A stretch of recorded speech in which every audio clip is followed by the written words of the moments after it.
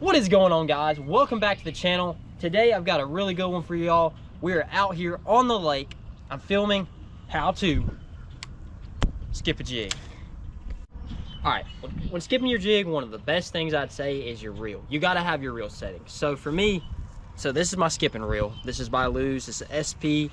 I have it on a medium or a heavy action 7-to-1. Has plenty of power, just enough backbone, and it has that flex where when you go to skip, it loads up nice and it gets a good skip. But one of the things I really like to do is right here, this little dial. I don't know if y'all can see that. Maybe. But so what I'm gonna do is there's a couple things on here. There's skipping and there's max 10. It goes 8, 7, 6, 5. So what I'm gonna do is I'm gonna set that in 7 just to start off with.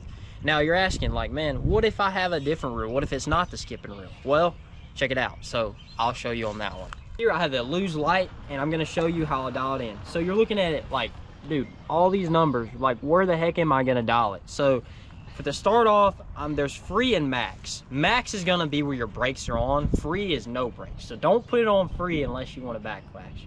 But what I'm gonna do is I'm gonna set this between 6 and 7. That's a really good race. That's a really good number to set it as. If you're wanting to learn to skip, that's good. It's gonna give you just enough line to come off that spool, give you a nice skip. Now, once you get really good, you can dial it towards more of like a free, more towards free. So right now I have this on 3 because I'm skipping a chatter and I'm wanting to get the best skip out of it. But it's just starters, 6 and 7 is a good one. When skipping a jig, the first thing you want to do is get your line wet. So make a couple casts, get your line nice and lubricated. That's going to help you get a lot better cast. It's going to come off your film a lot easier than if it was dry. Now just imagine skipping a rock on a river. You want to do the same thing with the jig.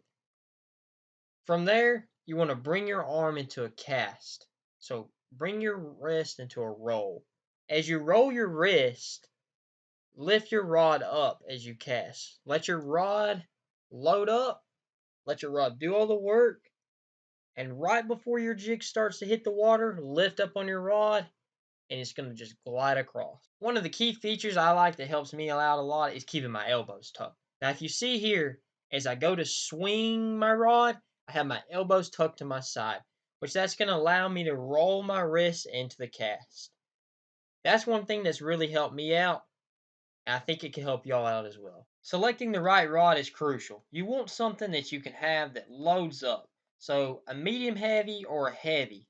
Here I have a 7.3 heavy. I have just enough on the end where I can load that rod as I make that cast. So if you see here, when I come back to load it up, how that rod has a lot more bend on the end and it's able to get a good cast throughout rolling my wrist. When skipping, backlashing can be one of the most scariest things. I get it. Skipping a jig and you backlash it and you can't get it out, I got a solution for you. Try the tape trick. So you want to put a tape on your spool. Give yourself at least, maybe 50 yards of line where you can skip.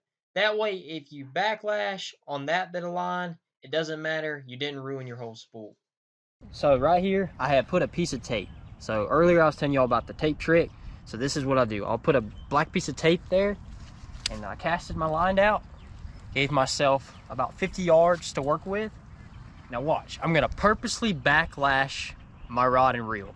And you're gonna be like, yo, dude, you're not getting that out. Just watch. Oh crap, a backlash. Look at that, guys. That is a real deal backlash.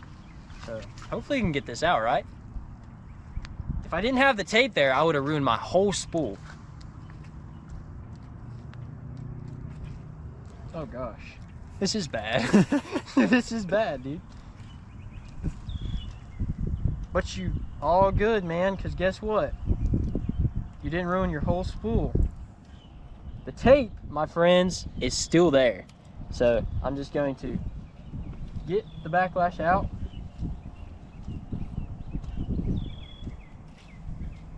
And as you see there,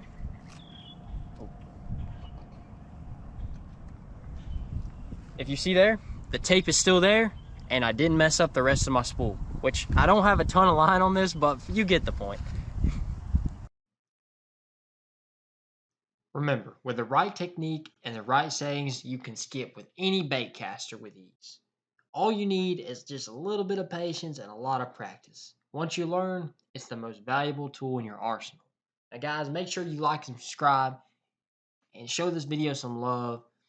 And without further ado, keep it Mullet lifestyle, and we'll see y'all on the water next time.